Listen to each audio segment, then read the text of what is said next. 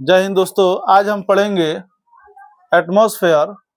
Atmosphere जानते हैं हमारे सिर्फ अर्थ पे ही है, अर्थ के अलावा किसी दूसरे प्लानेट पे अब एटमॉस्फेयर नहीं है। तो एटमॉस्फेयर के 5 परत होते हैं। There are 5 layers of atmosphere. आपका पहला जो होता है ट्रोपोस्फेयर।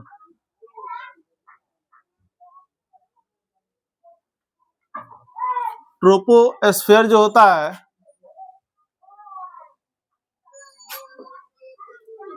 0 से 20 किलोमीटर के रेंज में होता है, और 0 से 20 किलोमीटर के रेंज में आपका होती है क्लाउड, बादल बनेगा, बारिश होगी, रेनिंग होगा, स्टॉर्म आंधी आएगी, थंडर स्टॉर्म। ये जितने भी घटना घटित होती है ये टोटल 0 से 20 किलोमीटर के रेंज में ही होती है, और इसको हिंदी में कहते हैं समताप मंडल। समझा रही बात? अब नहीं सोचना है कि भाई ऊपर से कोई पानी गिरा रहा है, बारिश कोई और करवा रहा है, आसमान से 7वां आसमान से गिर रहा है, ऐसा नहीं सोचना है। ये सिर्फ कितना किलोमीटर की रेंज में होती है? 0 से 20। 0 से 20 कितना होता है? 0 से 20 किलोमीटर के रेंज में ही होता है, ऊपर से नहीं होगा, नीचे ही रहेगा। अब नहीं सोचना है कि ऊपर से कोई पानी फेंक रहा है। बात में आ रही है ना? तो बादल बनने का प्रक्रिया ट्रोपोस्फेयर में, किसमें? ट्रोपोस्फेयर में। किस मंडल में? समताप मंडल में। किस मंडल में? समताप मंडल में, ट्रोपोस्फेयर में। उसके बाद स्ट्रेटोस्फेयर आता है। स्ट्रेटोस्फेयर जो होता है इसको कहते हैं, हम लोगों को क्षोभ मंडल इसमें लिखना चाहिए, समताप मंडल नहीं बाबू।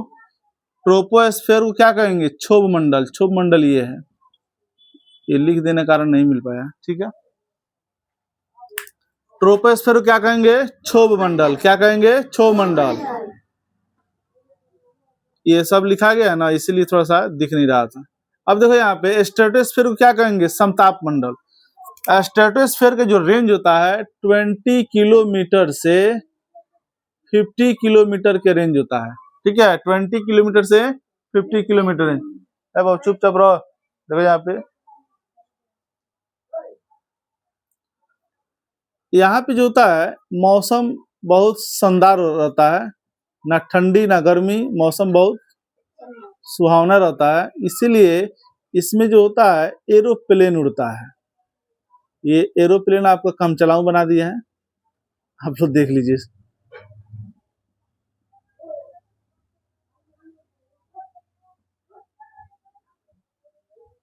ठीक है, दिख रहा है एरोप्लेन जैसे।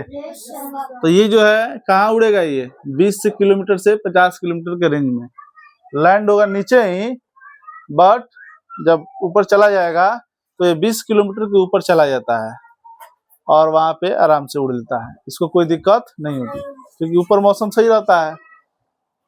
जब भी एरोप्लेन उड़ेगा तो 20 से 50 के बीच में, 20 से 50 के बीच में रहेगा, ऊपर ज्यादा नहीं जाएगा ना नीचे रहेगा। बस उसको लैंडिंग करना होगा तो फिर नीचे आएगा।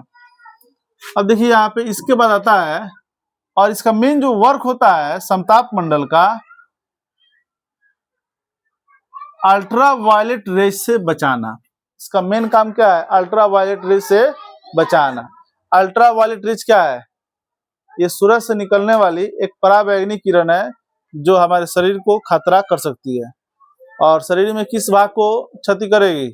तो चमड़ा को, स्किन को डेथ करेगी। बात में आ रहा ना?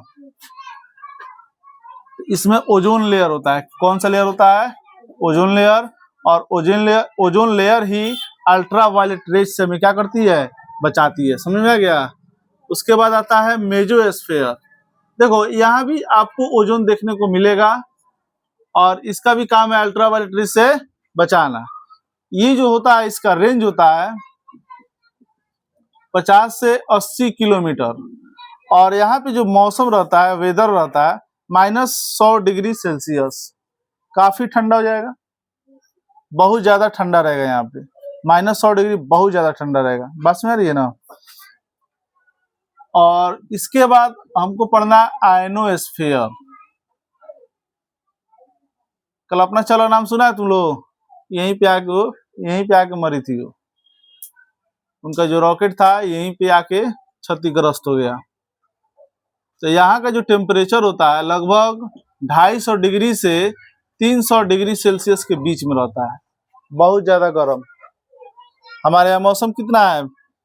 30, 35, 40, 45, 50 तक मान लीजिए। यहाँ पे कितना है? 250 डिग्री सेल्सियस। तो 250 डिग्री सेल्सियस क्या हम लोग सहन कर पाएंगे? नहीं कर पाएंगे, बहुत ज्यादा हो गया। तो आयन मंडल जो है, अब इसका क्या काम है भाई? देखो, सूरज से निकलने वाली प्लाज्मा अगर आके यहाँ पे आता है तो आयनोस्फीयर उसको क्या करता है? खत्म करता है। छोटे छोटे अगर एस्ट्रॉयड आते हैं, पत्थर आते हैं, तो आयनोस्फीयर उसको जलाकर भस्म कर देता है। आयनोस्फीयर का काम ये है। तो बताइए, आयनोस्फीयर भी हमारे लिए बहुत इंपॉर्टेंट है। अब बहुत बड़ा एस्ट्रॉयड गिरेगा तो उसको कोई नहीं रुक सकेगा। जैसे बहुत बड़ा एस्ट्रॉयड एक बार गिरा, पैसिफिक ओशन बना। एक बार गिरा तो उलर झील जो कश्मीर में है, बस में रही है ना, तो ये सब एस्ट्रॉयड के गिरने से ही बना है। और छोटा मोटा एस्ट्रॉयड को ये रुकने में काफी मदद करता है। उसके बाद आती है बारी सेटेलाइट की। सेटेलाइट जो होता है ये मास कम्युनिकेट करता है। क्या करता है? मास कम्युनिकेट। हम लोग जो मोबाइल चलाते हैं, नेटवर्क जो पकड़ता है ये सेटेलाइट के माध्यम से ही कर पाते हैं। इसका जो रेंज होता है 10,000 किलोमीटर। कितना होता है बाबू? 10,000 किलोमीटर। इसका रेंज आपको बताएं? इसका नहीं होता है या 80 से 800 किलोमीटर तक इसका रेंज होता है। कितना होता है? 800 किलोमीटर तक रेंज होता है। उस जो ये आता है सेटेलाइट लास्ट में, तो सेटेलाइट का जो लास्ट रेंज है 10,000 किलोमीटर। और वहां पे सेटेलाइट रुकता है और सेटेलाइट ही हमें मास कम्युनिकेट करने की इजाजत देता है। मास कम्युनिकेट हम लोग को वहीं से हो रहा है। हम नेटवर्क जो चला रहे हैं, पकड़ रहा है मोबाइल में, मोबाइल चला रहे हैं, जितना भी नेटवर्किंग का काम है सब सेटेलाइट के माध्यम से ही होता है। तो कहाँ पर है बाबू? लास्ट में, जिसका नाम है एक्सोस्फीयर। एक्सोस्फीयर, और इसको कहते हैं बहिर्मंडल। क्या कहते हैं? बहिर्मंडल। तो एक नंबर में कौन है? क्षोभ मंडल। एक नंबर में, 2 नंबर में समताप मंडल, 2 नंबर में, 3 नंबर में मध्यमंडल, 3 नंबर में, 4 नंबर में आयन मंडल, 5 नंबर में बहिर्मंडल। पहला का क्या काम है? बारिश बरसाना, बादल बनना, असमय में आंधी पानी जितना आएगा किसमें? क्षोभ मंडल में। दूसरा में क्या? समताप मंडल। समताप मंडल का क्या काम है? ओजोन लेयर को बनाए रखना और अल्ट्रावायलेट रेज से हमको बचाना। 3 नंबर में क्या है? मध्यमंडल। मध्यमंडल में भी ओजोन लेयर पाए जाते हैं, वो भी हमें अल्ट्रावायलेट रेज से बचाता है। इसका तापमान कितना रहता है? इसका तापमान कितना रहता है जी? -100 डिग्री सेल्सियस, काफी ठंडी।